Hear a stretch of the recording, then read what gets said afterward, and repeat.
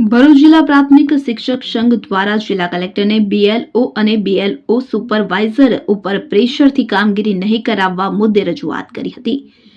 વિગતે વાત કરીએ તો ચૂંટણી પંચ દ્વારા દેશભરમાં એસઆઈઆર મતદાર યાદી સુધારણા અભિયાન હાથ ધરવામાં આવ્યું છે, જેમાં શિક્ષકોને બીએલઓ અને બીએલઓ સુપરવાઇઝરની કામગીરી સોંપવામાં આવી છે। ત્યારે જેટલા કિસ્સામાં તંત્ર દ્વારા આપવામાં આવતા પ્રેશરથી હાર્ટ એટેક આવવાથી બીએલઓની કામગીરી કરતા કર્મચારીઓના મોત નિપજ્યાની ઘટનાઓ સામે આવતા ભરૂચ જિલ્લા પ્રાથમિક શિક્ષક સંઘના પ્રમુખ પ્રદીપસિંહ રણા દ્વારા જિલ્લા કલેક્ટર કચેરીએ એક રજૂઆત કરી હતી અને બીએલઓ અને બીએલઓ સુપરવાઇઝરની કામગીરી કરતા કર્મચારીઓ પર દબાણ નહીં કરવા સાથે સવારે 9 થી 6 વાગ્યા સુધી જ કામગીરી કરાવવા અને સાંજ બાદ અન્ય ટીમ બનાવી કામગીરી તે ટીમને સોંપવા તેમજ આ કામગીરી શિક્ષિત બેરોજગારો પાસે કરાવવામાં આવે તેવી માંગ કરી હતી।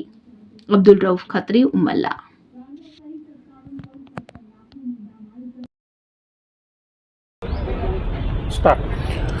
હું પ્રદીપસિંહ પ્રવીણસિંહ રણા, પ્રમુખ શ્રી ભરૂચ જિલ્લા પ્રાથમિક શિક્ષક સંઘ।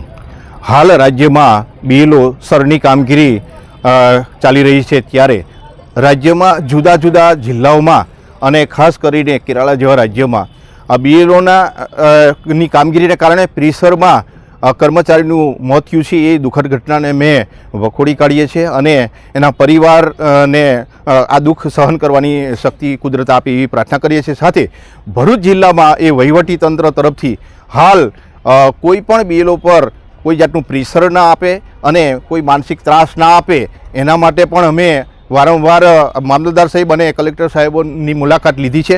આદરણીય કલેક્ટર સાહેબ ગૌરવભાઈ મકવાણા સાહેબ સાથે હમણાં 16 તારીખે જ્યારે મારે મુલાકાત થઈ ત્યારે એમનો સૌજન્યપૂર્ણ વ્યવહાર જોઈ ખરેખર આનંદ થયો અને એ પોતે પણ કીધું કે બીએલઓ તરફથી અમને ખાલી સહકાર મળશે, તમે સંગઠન તરફથી સહકાર આપશો એટલે આ કામ કરવાની ખરેખર મજા આવશે। બીએલઓની કામગીરી કાયમી ચાલતી પ્રક્રિયા છે, ત્યારે હું સરકારશ્રીને પણ વારંવાર અમે રજૂઆત કરી છે કે શિક્ષિત બેરોજગારની ભરતી કરવામાં આવે અને ખાસ કરીને આ બીએલઓની કામગીરીમાં એવું છે કે ઉપરથી પ્રેશર કરવામાં આવે છે કે આટલી કામગીરી આજે થવી જ જોઈએ, એવું કોઈ પણ પ્રેશર કરવામાં ના આવે, કારણ કે આ બીએલઓ છે એ પોતે એ મશીન નથી અને શિક્ષકો છે।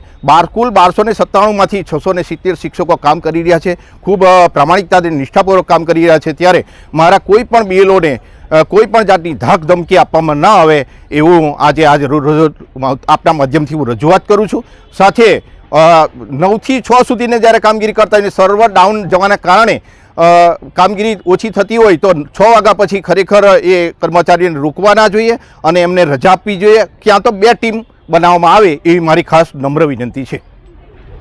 બરાબર।